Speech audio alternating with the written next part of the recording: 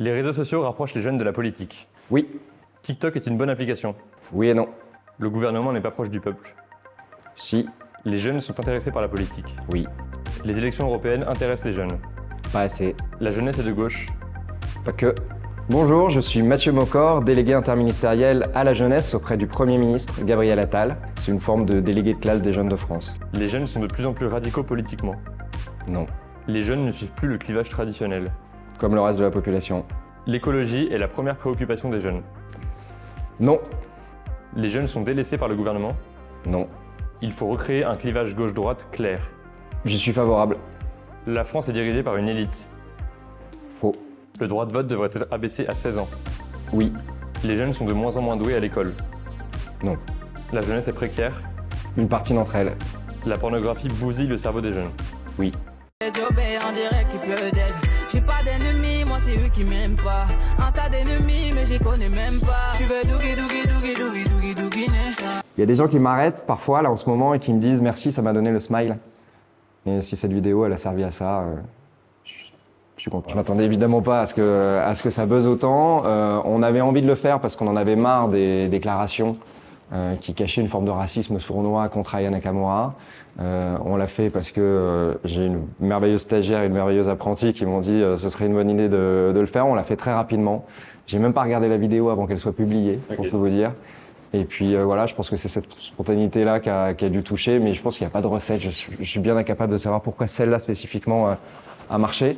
Mais il y a un les truc. autres n'ont pas mal marché non plus. Il y a un truc qui est cool, c'est que en fait, quand on se montre tel qu'on est, je pense, et de manière un peu joyeuse, ça peut créer du lien. Et tant mieux. Si ça sert à ça, juste à ça, c'est cool. Vous avez fait une seule prise? On en a fait 2, je crois. On a fait 2 prises. Okay. Mais promis, on l'a vraiment tourné en 5 minutes. Pendant le oui-non, vous nous avez dit que l'écologie n'était pas la première priorité des jeunes. Alors selon vous, qu'est-ce que c'est? La première priorité aujourd'hui, je pense que c'est la santé mentale. En tout cas, moi, c'est ce que me disent la plupart des jeunes que je croise. On a un vrai sujet de stress, d'anxiété sur le monde qui arrive. Parfois de symptômes dépressifs qui sont aussi connus par certains jeunes. Il y a à peu près un jeune sur 5 qui peut être concerné chaque année. C'est un vrai sujet sur lequel on doit faire une révolution culturelle parce que pendant des années, on a grandi avec l'idée qu'il fallait justement savoir souffrir pour grandir, que quand un jeune nous disait qu'il avait des souffrances, c'était juste l'adolescence. Il y a une partie de l'explication, c'est les souffrances qu'on connaissait nous aussi avant et qu'on exprimait simplement un peu moins. Donc les souffrances qu'on connaît quand on grandit, trouver sa propre identité, réussir à trouver des amis avec lesquels on se sente bien, réussir à trouver son chemin professionnel, c'est quoi notre projet de vie. Ça c'est la première raison. La deuxième raison, c'est qu'il y a objectivement des angoisses un peu plus importantes probablement qu'il y a 20 ans sur le monde qui arrive. On sent bien que les révolutions numériques, écologiques, géopolitiques nous conduisent vers un monde un peu plus incertain que ce qui était le cas il y a 20 ou 30 ans. Une des préoccupations des jeunes, c'est la guerre. C'est la deuxième préoccupation des jeunes aujourd'hui d'après des enquêtes d'opinion. Est-ce que c'est la bonne stratégie pour convaincre les jeunes, qui est celle du gouvernement et du président, d'avoir une stratégie qui prend en considération la possibilité que potentiellement la guerre aille plus loin que ce qu'elle est aujourd'hui, en parlant de potentiellement envoyer des soldats en Ukraine, en tout cas en l'évoquant, en disant que c'est pas impossible. Aujourd'hui, est-ce que vous n'avez pas l'impression que le parti présidentiel représente de plus en plus la belligérance et que Jordan Bardella peut apparaître comme la solution plutôt plus responsable? Je peux comprendre la perception que vous citez, mais les propos du président de la République, c'est pas un appel à la belligérance, c'est au contraire un appel à la responsabilité de tout le monde. Il n'y a pas de consensus aujourd'hui pour envoyer de manière officielle, assumée et endossée des troupes au sol, mais en dynamique, rien ne doit être exclu. En ce moment, on est en train de fêter les 80 ans du débarquement de 1944. Moi, j'ai un grand-père qui, quand il était dans la guerre, a fait le service du travail obligatoire à la frontière de l'Allemagne et de la Pologne. Il s'est fait choper dans un maquis dans les Ardennes. Des gens qui ont combattu pour notre liberté, il n'y en a plus beaucoup pour témoigner aujourd'hui, mais on ne doit pas oublier cette mémoire-là. Ce que sont en train de vivre les Ukrainiens à moins de 2000 km de Strasbourg, c'est exactement ça. Ils sont en train de combattre pour notre liberté. Et ce qu'a simplement dit le président de la République, c'est le fait qu'il pouvait exister un risque si on n'était pas suffisamment soudés, les Européens, les Américains, sur l'envoi de munitions, d'armes et le soutien technologique qu'on peut apporter à l'Ukraine, il pouvait exister un risque que la Russie, à un moment donné, fasse des percées dans le front ukrainien.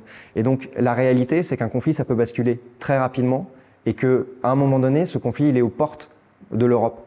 Donc ce qu'a simplement dit le président, c'est si un jour on devait se mobiliser et on devait mobiliser des troupes européennes, évidemment que les Français seraient aussi mobilisés, mais on fait tout pour l'éviter.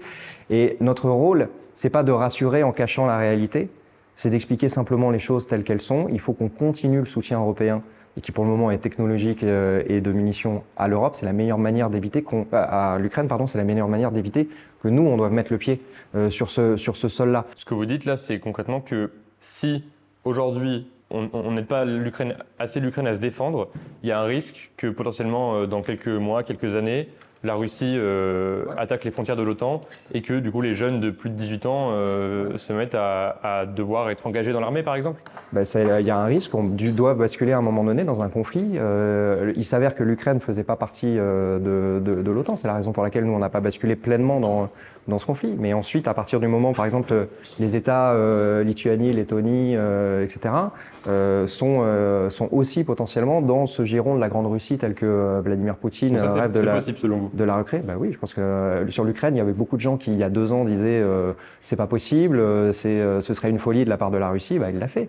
Donc oui, c'est tout à fait possible. Après que la déclaration ait pu créer de l'inquiétude, je le comprends à 100%, mais c'est encore plus inquiétant quand vous avez un parti, le Rassemblement national, et au premier chef Jordan Bardella, qui est incapable de prendre des positions fortes sur la Russie, qui vote jamais rien contre la Russie, et qui, en réalité, s'il avait été au pouvoir, aurait probablement laissé tranquillement la Russie grignoter le territoire ukrainien, et après le territoire ukrainien, on ne sait pas quel autre territoire. Et en fait, potentiellement, petit à petit, il y a un rêve de Vladimir Poutine de recréer une grande Russie. Et la très grande Russie, elle peut aller jusqu'aux frontières de l'Allemagne et de la France.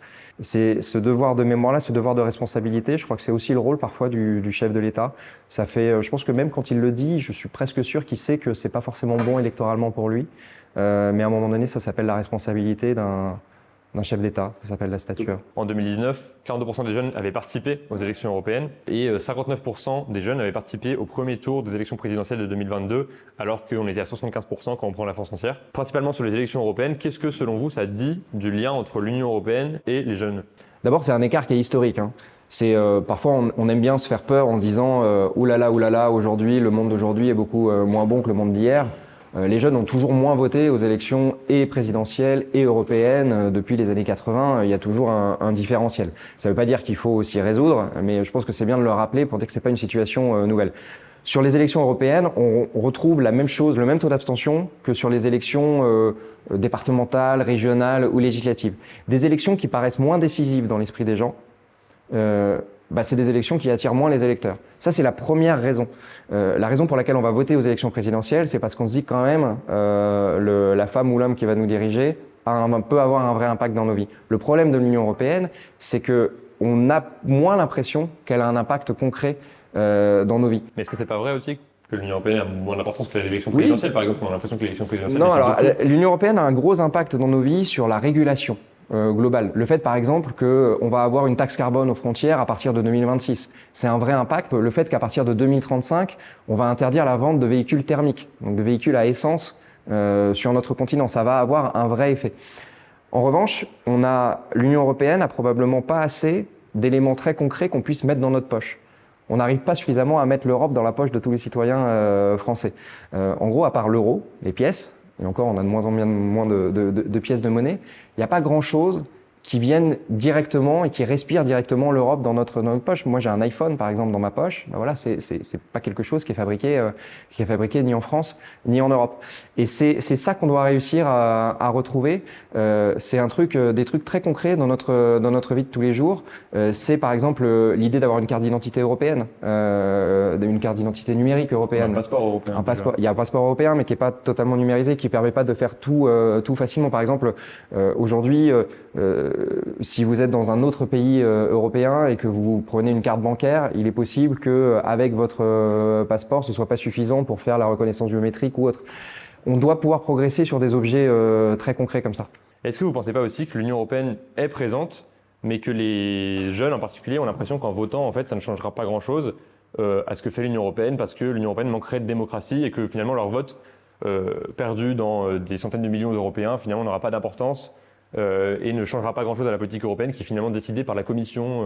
Vous avez en partie raison sur la perception. On peut avoir le sentiment que c'est très éloigné. Moi, je pense qu'il y a très peu de personnes, mais y compris de moins jeunes en France, qui sont capables d'expliquer exactement comment sont votées les directives, les règlements, enfin les lois européennes, comment ça se passe, et qui les vote, quelles sont les majorités. Et donc c'est vrai qu'on voit de temps en temps arriver des choses sans qu'on nous les explique vraiment. Donc le sentiment, c'est que en fait on vote, mais peu importe, à la fin, ce sera dans un grand dans un grand seau géant et avec un truc qui nous échappe un peu. C'est notre boulot de faire plus de pédagogie. C'est le boulot des politiques de le faire davantage. C'est le boulot aussi, je pense, des médias parfois de donner plus de place à ça. On manque de médias spécialisés sur ces sujets-là, y compris les sujets de société, y compris les sujets politiques européens.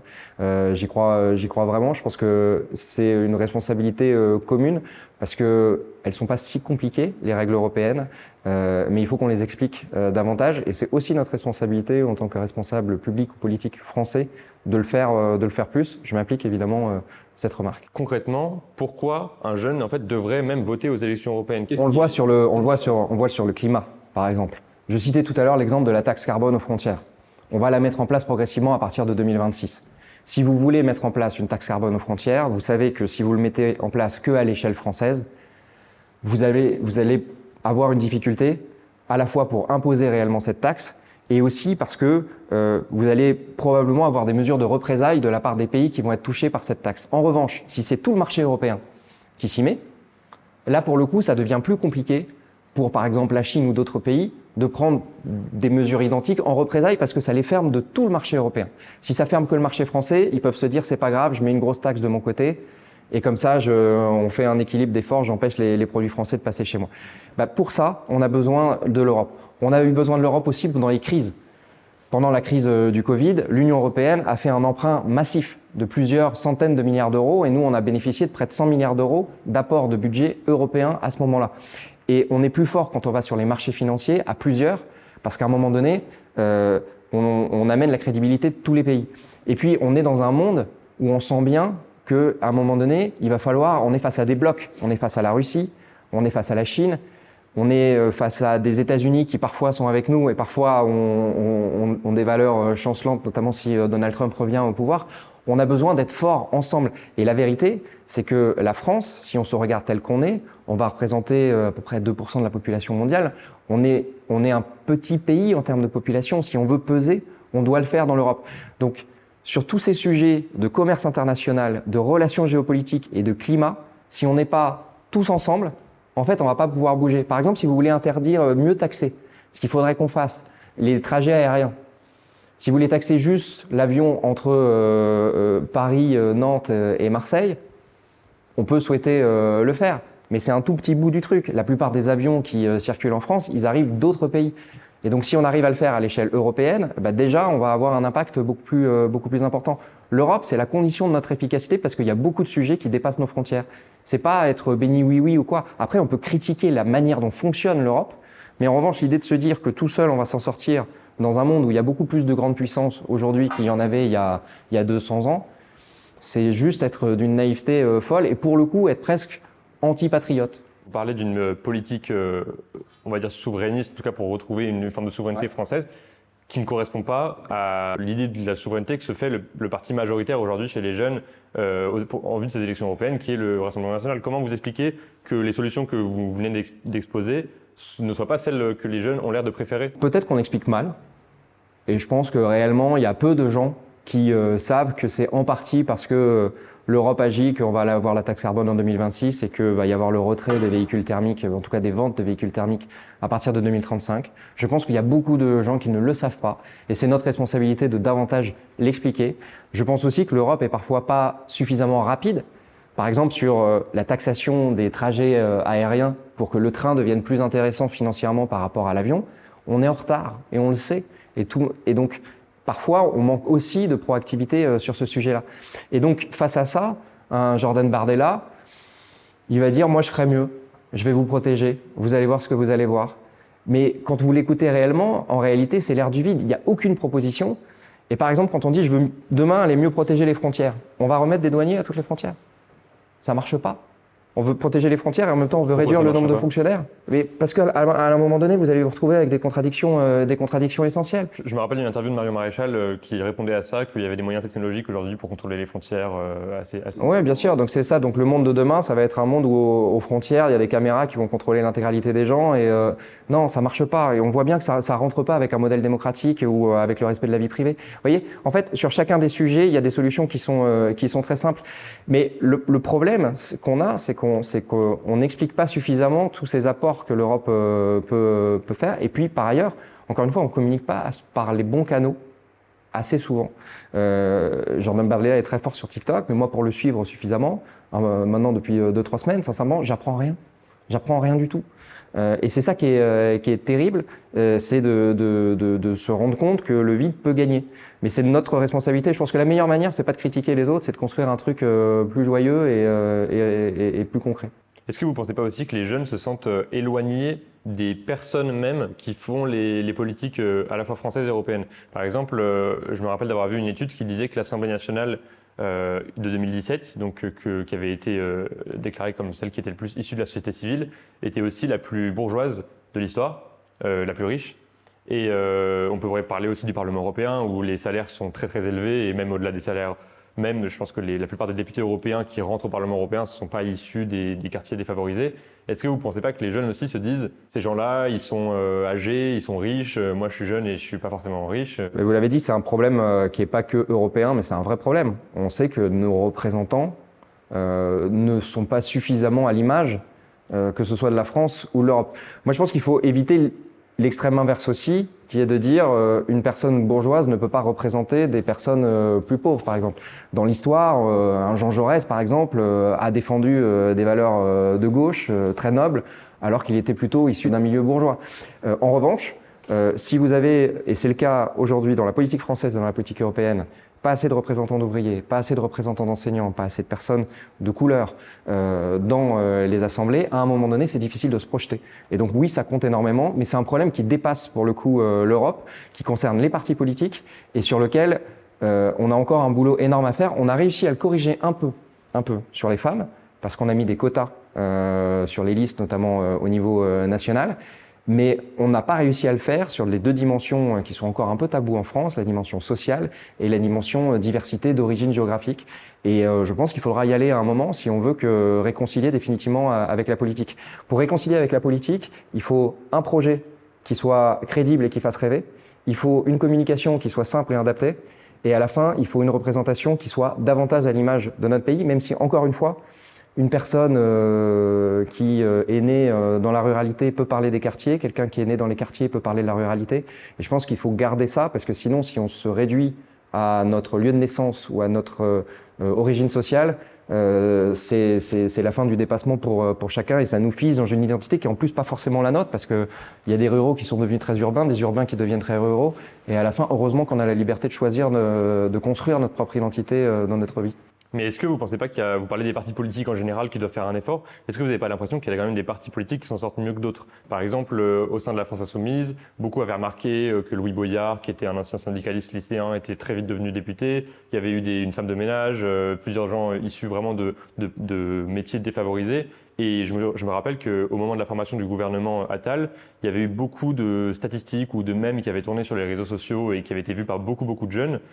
Par exemple sur toutes les institutions qu'a fréquenté Gabriel Attal, qui étaient toutes dans le 7e arrondissement par exemple, ou le gouvernement qui était à 50% parisien.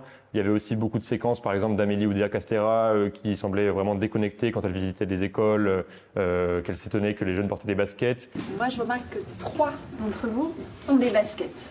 Vous en avez profité un peu pour bouger dans la cour de récré. Qu'est-ce que tout ça, ça dit quand même du parti majoritaire, du parti présidentiel? Moi, c'est ce que je disais tout à l'heure. J'aime pas quand on réduit les gens à leur parcours. Je préfère quand on les juge sur ce qu'ils font. Les critiques sur le gouvernement, quand on dit il fait pas assez ci, il fait pas assez ça s'entend totalement. En revanche, sur ce que sont les personnes, je pense que ça éloigne encore plus les jeunes de la vie politique à la fin. Parce que si ça devient un espèce de théâtre d'attaque personnelle, c'est juste un endroit qu'on n'a pas envie d'écouter parce que ça nous saoule, ça nous lasse très rapidement.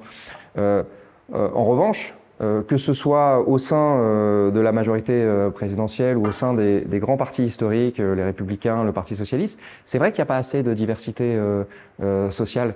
Mais c'est pas un truc qui est simple à construire parce que chacun de ces partis essaye de le faire.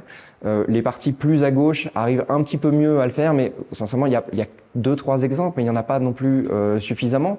Et vous savez, à gauche, quelqu'un comme Jean-Luc Mélenchon, par exemple, a plutôt maintenant un style de vie plutôt bourgeois, mais il a des idées en revanche qui le réduisent pas du tout à ça. Moi, je pense que l'ensemble de la classe politique doit faire davantage sur le sujet, mais il faut surtout pas tomber dans les attaques personnelles, parce que sinon, on renforce la principale raison pour laquelle les jeunes s'éloignent de la vie politique, c'est que c'est une vie politique qui devient sinistre. Si on met pas de joie, si on s'attaque personnellement, si on a des idées qui nous ramènent à la peur de l'autre en permanence, on va pas s'en sortir. Voilà, c'est une conviction assez profonde. Donc vous considérez que par exemple Monsieur Attal, qui est essentiellement parisien, est capable de réaliser des politiques qui sont bénéfiques pour l'ensemble de la société française. Je vais prendre d'autres exemples. Est-ce que Madame Oudéa Castéra est capable de représenter tous les jeunes, toute l'éducation, maintenant surtout. Par exemple sur le sport, Amélie Oudéa Castéra, elle s'est battue pour qu'on crée une aide de 50 € pour permettre à des jeunes, et pas tous les jeunes, simplement les familles qui ont l'allocation de rentrée scolaire, donc en gros les 25-30% de familles les plus défavorisées de France d'un point de vue salarial, pour que ces familles-là puissent inscrire leurs enfants dans des clubs de sport avec une aide de 50 € par enfant pour pouvoir s'inscrire. Bah ça, vous voyez, c'est quelque chose qui est un peu à la contraposée de l'image ou de la caricature qui a pu être relayée d'elle sur des réseaux sociaux. Et moi, je préfère qu'on juge les gens sur ce qu'ils font réellement. Amélie Oudéa Castéra, elle se bat et elle s'est battue aussi pour l'idée que Aya Nakamura soit aux Jeux Olympiques. Vous voyez, ça ne veut pas dire qu'on ne peut pas critiquer telle ou telle personne. Ça veut dire simplement que je préfère quand on critique les faits, les actes, plutôt que les personnalités, parce que vraiment, ça ne dit pas ce qu'on va faire réellement. Si vous avez l'impression que Gabriel Attal ne fait pas assez pour les territoires, critiquez-le. En revanche, son parcours personnel, c'est quelque chose dont en plus lui-même, entre guillemets, n'est pas vraiment responsable. Je veux dire, quand on est jeune, on suit nos parents. Donc moi je trouve ça même assez dégueulasse de juger des gens sur ce qu'ils ont été à un moment donné sur leur parcours. Jugeons-nous sur les faits. Par contre, j'accueille avec grand plaisir même les critiques. Elles peuvent être très sévères sur les actions, y compris les miennes. Pas de problème. Mais jugeons-nous sur nos actes, c'est hyper important. Il n'y a que comme ça qu'on va retrouver un débat beaucoup plus apaisé. Est-ce que vous trouvez que au sein de la jeunesse, il y a différents courants politiques qui seraient irréconciliables? Parce qu'on a l'impression, souvent a priori, qu'en fait, il y a eu une époque où il y avait les jeunes de droite et les jeunes de gauche, mais qui étaient LR et Parti socialiste, et donc qui étaient pas irréconciliables, qui pouvaient s'entendre sur certains points. Aujourd'hui, on a l'impression que la jeunesse de droite vote pour Marine Le Pen, que la jeunesse de gauche vote pour Jean-Luc Mélenchon, et qu'en fait, c'est deux camps qui seraient complètement irréconciliables et qu'on aurait une fracture au sein de la jeunesse. Moi, je pense que faut jamais oublier que le principal parti de la jeunesse, c'est l'abstention. Aux élections européennes, la dernière fois, il y avait les 2/3 des jeunes qui n'ont pas voté. Si vous voulez, ils se réconcilient sur une forme pas de rejet du politique, mais en tout cas du rejet du politique tel qu'il est aujourd'hui. Il y a beaucoup plus de choses qui réunissent les jeunes. Et quand, par exemple, des jeunes vont se porter aujourd'hui sur Jordan Bardella, par exemple, c'est souvent moins par adhésion totale à des idées d'extrême droite que parce qu'il incarne à leurs yeux l'opposition la plus crédible. Et c'est charge aux partis de droite, de gauche plus modérés de réussir à réincarner cette opposition plus crédible. Et je suis convaincu que s'ils arrivent à faire ça, ils recapteront quelque chose, sachant que c'est toujours en revanche compliqué pour les partis de gouvernement d'avoir le vote des jeunes, puisqu'il y a souvent une tentation quand on est jeune de voter contre le gouvernement en place. Ça pouvait être le cas sous Sarkozy, sous Hollande, sous Macron, et ça c'est pas un drame non plus. Il y a toujours une forme de rejet des gouvernements en place au moment des élections européennes, et celle-ci, elle est positionnée à un moment très particulier. C'est la seule élection qu'on ait entre 2022 et 2026. Donc c'est une forme d'élection de mi-mandat déguisée, ce qui fait qu'il y a une tentation du vote sanction à l'égard d'un gouvernement qui est là depuis longtemps, et donc il y a une forme d'effet d'usure qui peut exister. La principale chose qu'on doit faire sur la jeunesse, c'est d'abord continuer à agir avec des objets concrets. Par exemple, quand on a annoncé la semaine dernière qu'on allait faire cet été un forfait train pas cher pour les jeunes pour prendre en illimité les TER, les trains intercités, les trains de nuit. Vous avez accès pour 49 € par mois à tous les trains en illimité, tous les trains de région hors TGV. Et pour le reste, tous les trains. Est-ce que ce genre de mesure, vous comptez le mettre en place en France ? Oui. J'y suis favorable et j'ai demandé au ministre des Transports de lancer, avec toutes les régions qui sont prêtes à le faire, le même dispositif. Ça contribue à quelque chose de très concret et qui montre qu'il y a une préoccupation. Mais je crois que la principale chose qu'on doit faire, c'est de réussir à mieux communiquer, à retrouver des mots plus simples, à retrouver des références plus simples. Le fait que le président de la République ait soufflé l'idée d'Aya Nakamura, par exemple, aux Jeux Olympiques, ça contribue à ce que des jeunes se disent « Ah, enfin, ils ont capté. Enfin, ils essayent de nous traiter avec de respect. » Mais en gros, d'utiliser des références qui sont aussi les nôtres et de comprendre aussi ce que nous on aime. Et je pense que c'est ça qu'on doit réussir à retrouver, un langage beaucoup plus simple, sans essayer de faire Jones pour faire Jones, mais juste en fait s'intéresser réellement à ce qui se passe dans la vie de quelqu'un qui a entre 15 et 25 ans aujourd'hui. En fait, c'est juste normal de s'intéresser à ceux qui sont suivis par les jeunes aujourd'hui.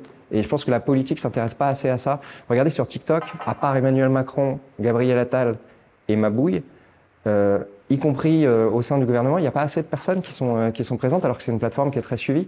Et ça dénote aussi un manque, ça peut être pris comme un manque de considération. Et je pense que c'est ça qu'il faut qu'on améliore. Alors vous parlez d'Aya Nakamura, est-ce que, selon vous, du coup, Aya Nakamura représente toute la jeunesse? Elle représente une grande partie de la jeunesse, non pas forcément toute la jeunesse.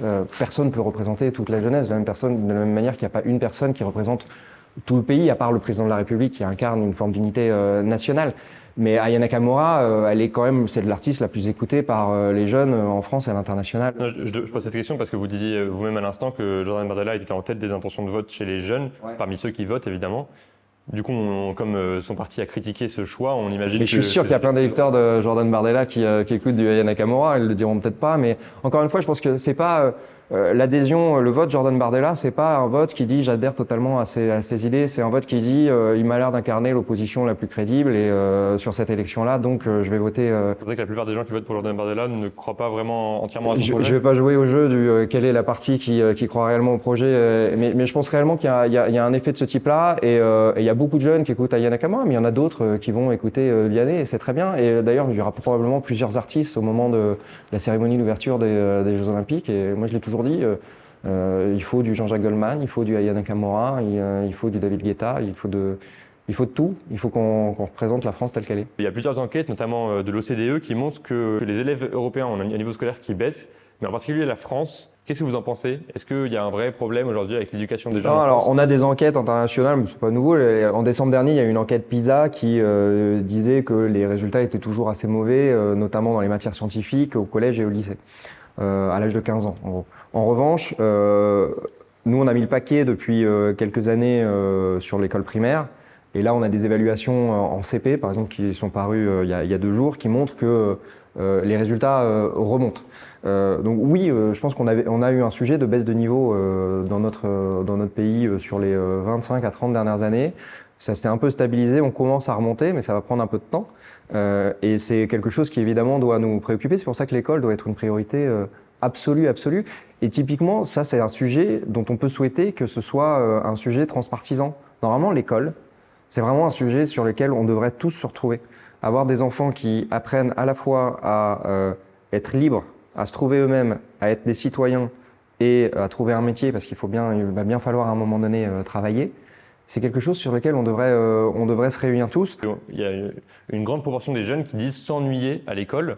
Et est-ce que ça, vous l'expliqueriez par exemple par les réseaux sociaux? Est-ce que les jeunes aujourd'hui s'ennuient davantage qu'avant à l'école parce qu'ils auraient perdu le goût de l'ennui avec tout le divertissement qu'on peut trouver en ligne par exemple? Non, je ne pense pas qu'on s'ennuie davantage à l'école qu'aujourd'hui. Vous savez, dans les années 60-70, on n'a pas les chiffres parce qu'on n'a pas d'enquête. Il y a à peu près 40% des jeunes qui disent aujourd'hui s'ennuyer à l'école. C'est ça les derniers chiffres.